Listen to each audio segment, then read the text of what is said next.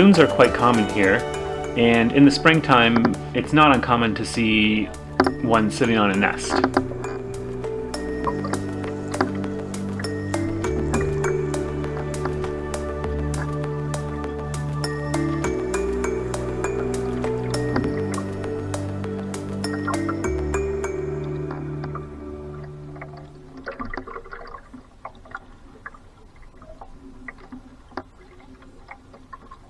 So we kind of missed a lot of camping one year, and it was a pretty warm Thanksgiving weekend, so we decided to go camping that weekend, and it just kind of became a tradition, and we've sort of gone almost every year. There's been a couple of years where, it's been really cold, somebody's been sick, we haven't gone, but we've pretty much gone up to this lake every Thanksgiving for the last little bit anyway.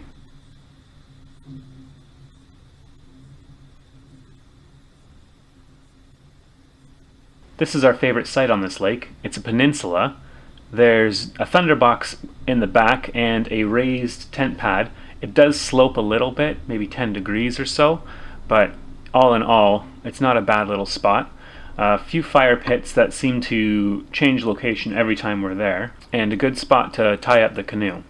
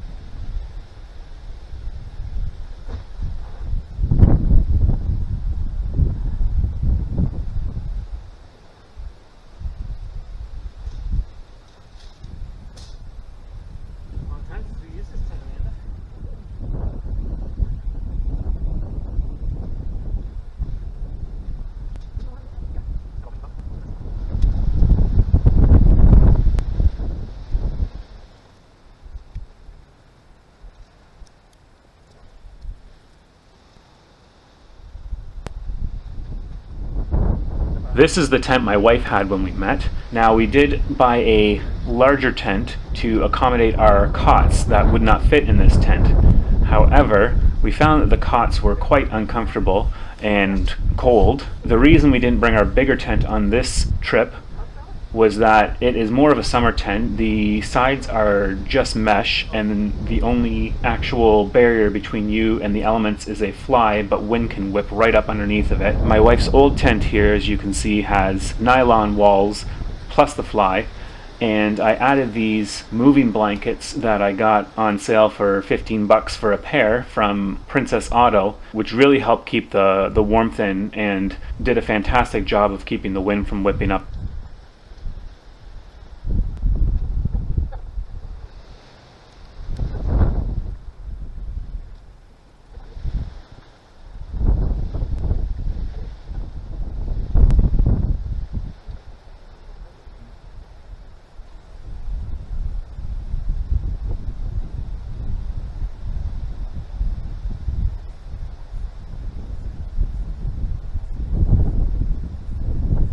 If you look closely, you'll spot a vintage 1995 Jurassic Park blanket.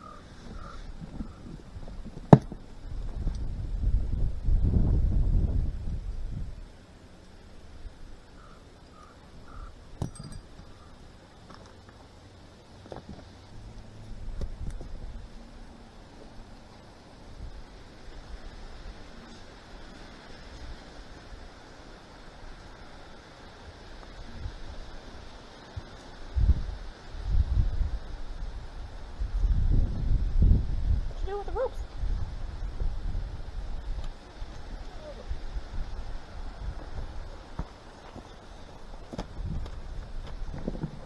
It's not really a problem in the fall, but I've learned from experience that you want to set up your bear bag during the daylight hours. One, because you can't see very well at night, and two, because you get eaten alive when you're way back in the bush trying to set up a bear bag at 9:30 at night in the middle of summer.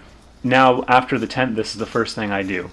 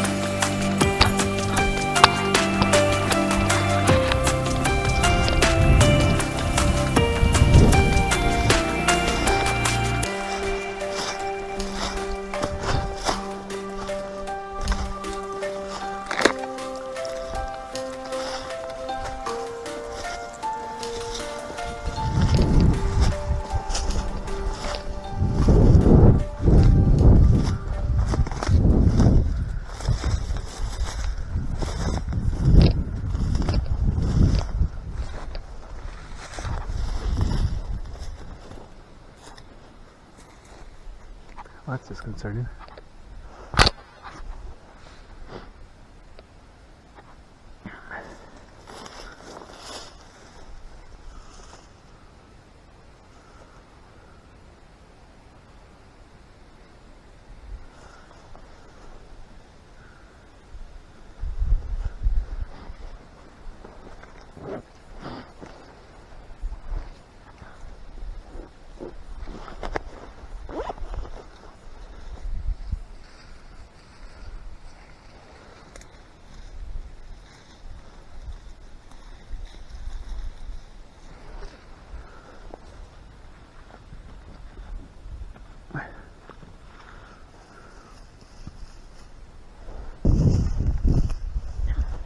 You can see where the beavers have been too, eh? Their little paths that they normally do.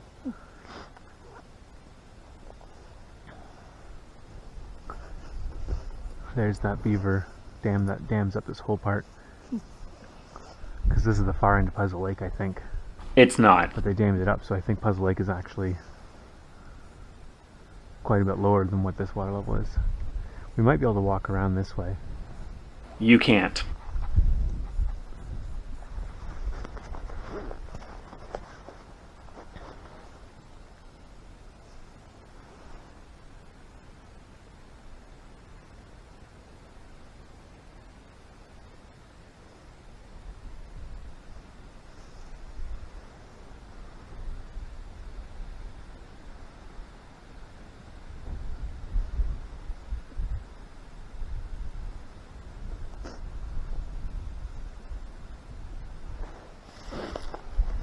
I'm not too sure what happened here. Neither am I. I have no idea what I was looking at. It was disconcerting and I didn't know what happened, and I have no recollection of this whatsoever besides what is obviously in the video.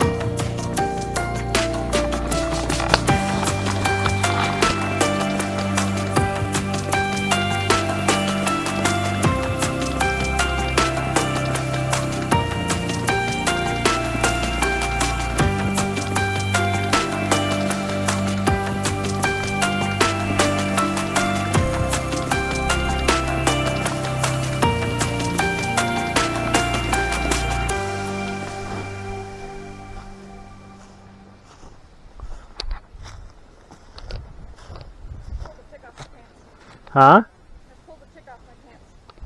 Really? Oh yeah, there's a little one on me too. I think so. A red butt. Yep. There's a bunch on me too.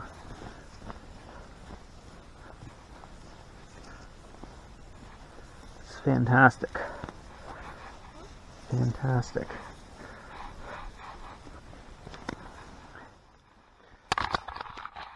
I didn't think there were ticks up this far. I didn't think there were ticks up this far.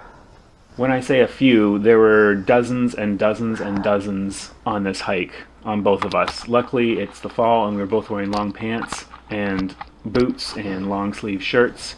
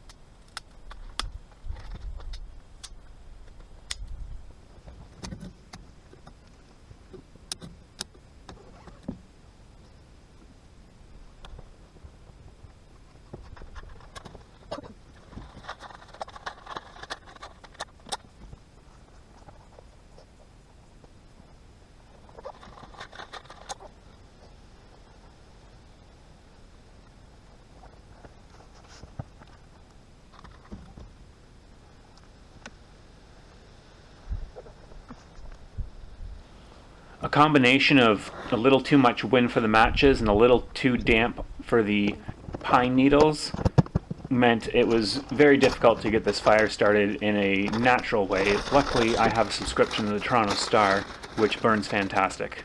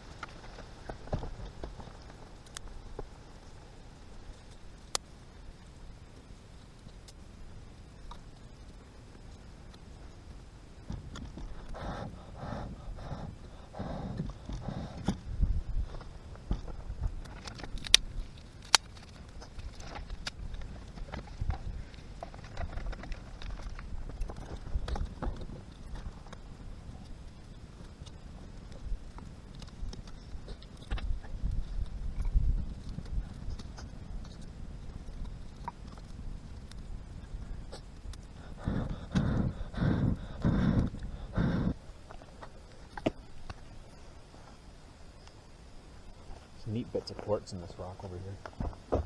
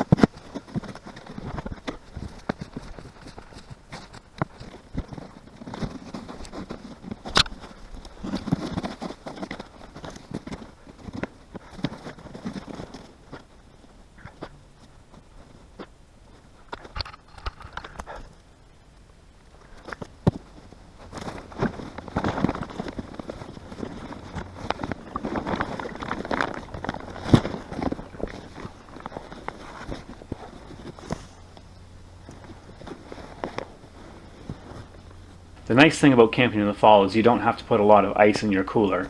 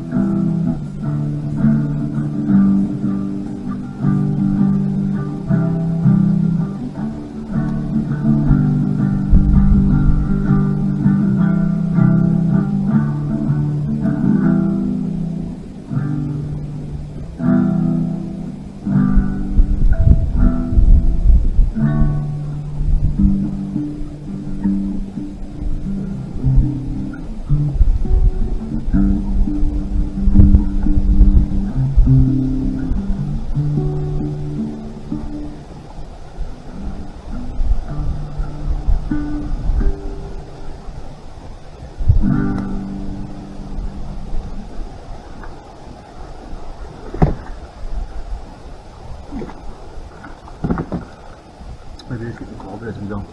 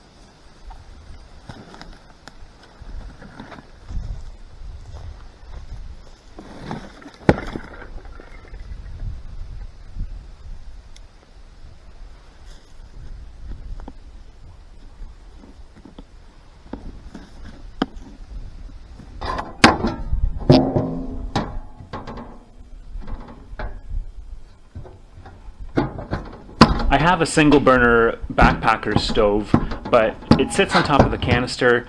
It is really top heavy. It's hard to cook. You can't cook more than one thing at a time. So if you want to be making bacon and eggs, or if you want to be making bacon and boiling some water for some coffee or tea, it's really just a hassle. This little guy I got from a garage sale for 15 bucks. Looks like it's been used twice. It's really just so much easier and so much more enjoyable to cook on this. The flames don't go out. They're protected from the wind. Even on the single burner, which I know can get a lot hotter than these burners on this guy can, you have almost no heat transfer. It takes forever to cook something. It takes forever to boil something. The heat it gets blown away by the wind. These guys, it's like cooking on a stove. It's like cooking on the stove at home. This Outbound one is a lot thinner than the Coleman ones, which I've had before. So it fits really nicely into my kit. And I wouldn't take it backpacking, but if I'm canoeing and I'm not doing a lot of portages, then, you know, it's worth the extra space that it takes up. It's just so much nicer to cook with. This guy, I think I used like half a canister for the whole weekend, and I wasn't trying to conserve it.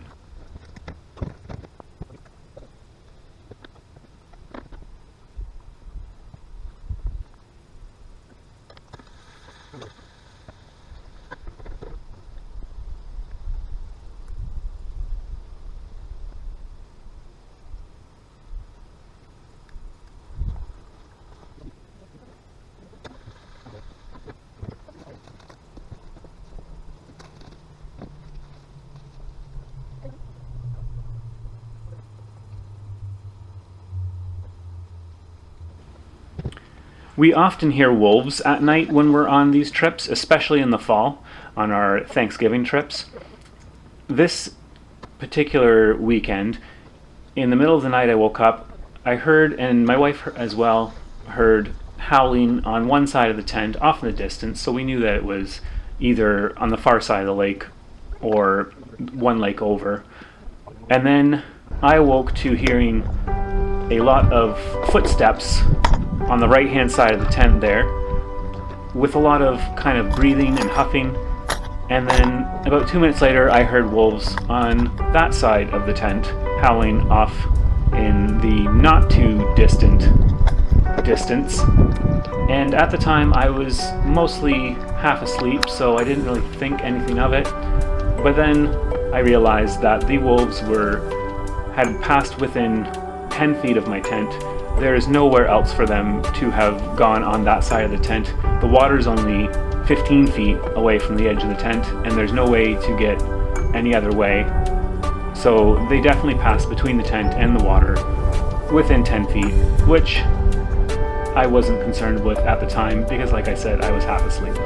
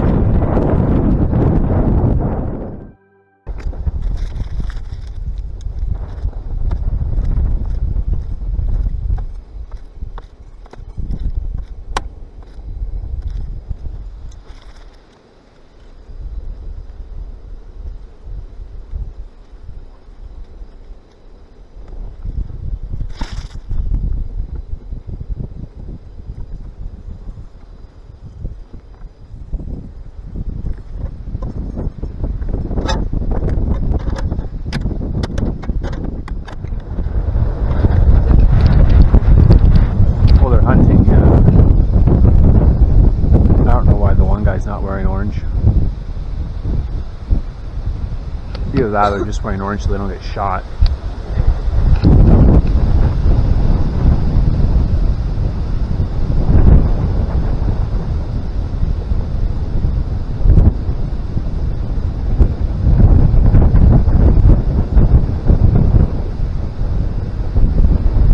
I think they might just be setting out feed or something for later.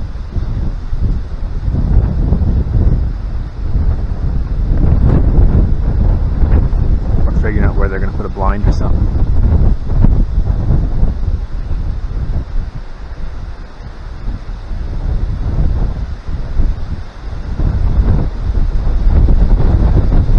Very hard to have